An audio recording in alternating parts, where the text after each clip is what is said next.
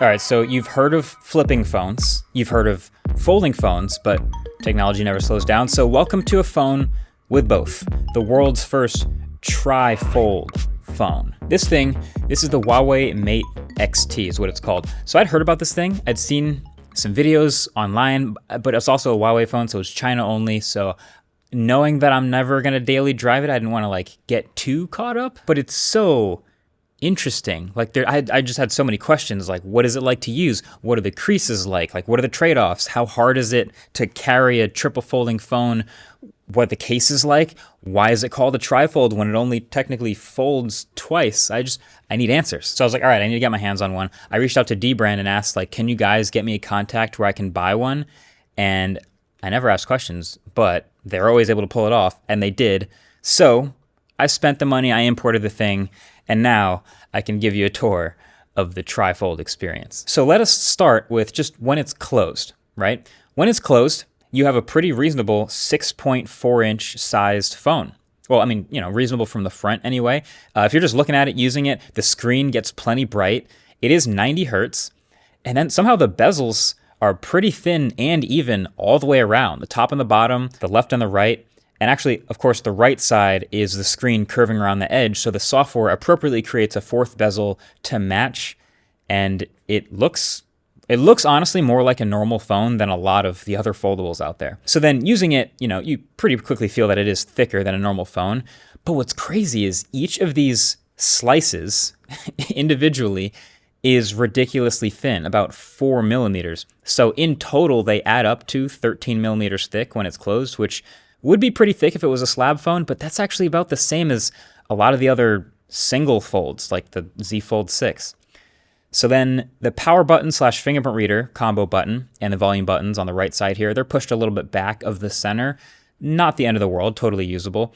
You're obviously going to notice that parts of the screen are a bit exposed and vulnerable if you're going to put it in a pocket or in a backpack or something. But overall, just as a regular sized single screen smartphone experience, this is actually really respectable. This is like an 8 out of 10, really close to the best I've seen, which is awesome. But then you open it for the first time. And from here, you get to the small tablet mode. So yes, size-wise, now we're basically matching a lot of the other folding phones out there, like Pixel Fold, Samsung Z Fold, etc. This is a 7.9-inch diagonal. That is roughly a square aspect ratio. I'll be honest, it looks fine, but I actually don't really think it was meant to operate in this form factor most of the time. Why stop halfway when you're just one more fold away from greatness? But it is clearly perfectly usable like this. The crease, your first crease, is impressively small and very easy to ignore when you're actually using it. But yeah, thin bezels all the way around. Again, blacked out pixels on the far left-hand side this time. And there's also still a couple little folding phone tricks. Of course, since the main camera is on the back and there's no selfie camera on these two panes, then this is the perfect time to take a selfie with the main camera, but get a full-size preview on the 6.4-inch screen that's still wrapped around the other side. And they are really good flagship quality triple cameras, by the way. I'll get to that in a second. You, of course, get all the other benefits of the display spec, the brightness, the 90 hertz. It's really solid. It's just a little awkward that it's twice as thick in one hand as the other, which is a little unbalanced, and then it is glass on one side and then the sort of leather material on the other. So it's a little bit weird in that way, but honestly still very impressive. I feel like this is like a 7 out of 10. Still pretty close. But we're not done. So this is what we're all here for. The final fold, which opens this thing up to a full 10.2-inch corner-to-corner display. So this is now a full 3184 by 2232, 90 hertz, OLED display, thin bezels all the way around, amazingly, with a hole punch selfie camera over to the left side, 2 creases, 2 hinges, and yeah, this is not an iPad mini size screen in your pocket. This is literally a full-sized 10-inch tablet in your pocket, which is actually incredible. Now, the more you play with it, the more you start to notice little quirks. First of all, it's ridiculously thin now that it's all open. It's actually kind of disorienting to hold the tablet with a screen this big, but bezels this small, and the whole thing is this thin. It's just kind of a marvel. And then you look at the creases, plural, because now you got 2. And you can actually see there is a small difference between the inward fold increase on the right side and the outward fold increase on the left. But they are also actually both impressively small. But like, yeah, I'm actually kind of sad that I can't like fully daily drive something like this because it is Huawei. Like you can kind of hack your way into getting some Google services on here, but a lot of this UI, a lot of this OS is still Chinese only. Like it's not going to be great. It's probably missing some bands in the US too, but just wow. There's a good amount of software tweaks for the triple fold thing too. Like when you fully unfold it, the whole UI stretches out, but is still one page on each side. So they've kind of just played this animation to stretch out 2 pages among 3 panels. But the animation's pretty smooth. And there is a wrong way to fold it too, by the way, and it tells you about it. So obviously you can close it pretty easily. The correct way to unfold it is to get the 2 on the inside, but if you unfold it the wrong way, like that, it actually tells you. It says, fold it a different way to use the device, please. You're kind of doing something weird here, which totally fair. I'll get it right next time.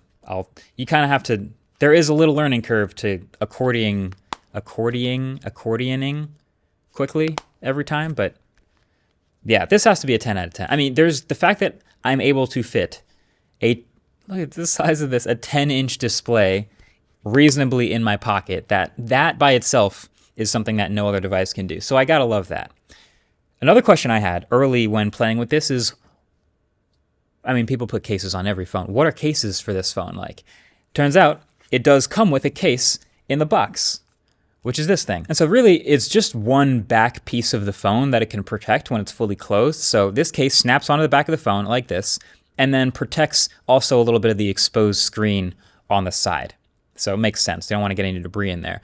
And then it has a kickstand on the back, which can rotate around and support it at a couple various different angles. So you can watch videos like this if you're into that.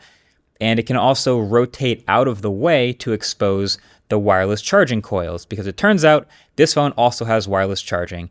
And if you just flip it sideways on certain charges, you can get it to line up and work with wireless charging. So that's one type of person who will use the kickstand built into the case. But there is another type of person, by the way, a total reckless psycho that would unfold it like this and then use the phone itself as a built-in kickstand. And it totally works. Like the UI responds to it, and you can watch, YouTube on a larger part of the screen, but you're also totally scratching the outside part of the screen you're using as a kickstand. So yeah, I'm obviously not going to recommend that. In case you're also wondering about specs on something like this, it's fit flagship specs inside, despite being these crazy thin slivers of a phone. It's the flagship 7nm Kirin 9010 chip made by Huawei. It is also up to 16 gigs of RAM and a terabyte of storage, which is crazy, and triple cameras on the back, as you can see. That's a 50 megapixel main camera, a 12 megapixel ultra wide, and a telephoto. And there's a 5600 milliamp hour battery chopped up and distributed in here with 67 watt fast charging and 50 watt wireless charging, which is kind of insane. And then the whole thing will retail, it's in China, so if you sort of do the conversion price, this like top end model with the terabyte of storage is like $3,500, so $3,000 to $3,500 US dollars. That's actually not that much more expensive than some of the highest end folds that we have. So why is this the only tri-fold phone? Maybe that's the main question you're wondering after all of this. Because it's so cool. It's just the fact that I can actually fit all of this in the dimensions of something that fits in my pocket is nuts. And they've done a lot of things with like nice software touches that actually make it feel really well considered. But yeah, there are also some trade-offs, of course. I think the biggest weakness on paper is going to be the battery, the 5600 milliamp hour battery. Fast charging is great, obviously, so that can offset it. But the more time you use this wide open with the 10 inches of screen, the tougher that's going to be on the battery. If you look at typical larger tablets, even the thin ones, the 10-inch tablets are having like 8,000 plus milliamp hour batteries pretty often. So that's probably the biggest weakness here. The speakers are also truly terrible. It's interesting because they come out of the right-hand corner and the left-hand corner when it's open. But it's so thin, it's physics, there's not enough room for big chambers for huge speakers, so the speakers are pretty tinny, pretty bad. And then there is no IP rating for dust or water resistance. Some of the newer foldables have water resistance now, this one not so much. And then of course the price is obviously going to keep some people away, but honestly that's That's a pretty small list of trade-offs for something that is so like shockingly different and new, that I'm impressed. This had the potential to be like the world's greatest concept phone. Remember concept phones from a couple years ago? I was like, this is getting kind of weird that people are like showing off phones they're never going to make. This could have been the coolest concept phone ever, but then they just went and decided to actually make a bunch of them and ship them. This phone also just happens to have a variable aperture lens on the main camera. So it can switch between f1.4 wide open for some real background bokeh to f4 and getting more things in focus. It happens to also have that insanely fast charging. It comes with an 80-watt charging brick, and it has fast wireless charging in a body barely thick enough to have an entire USB-C port. It happens to come with this pre-installed screen protector that I'm just never gonna remove.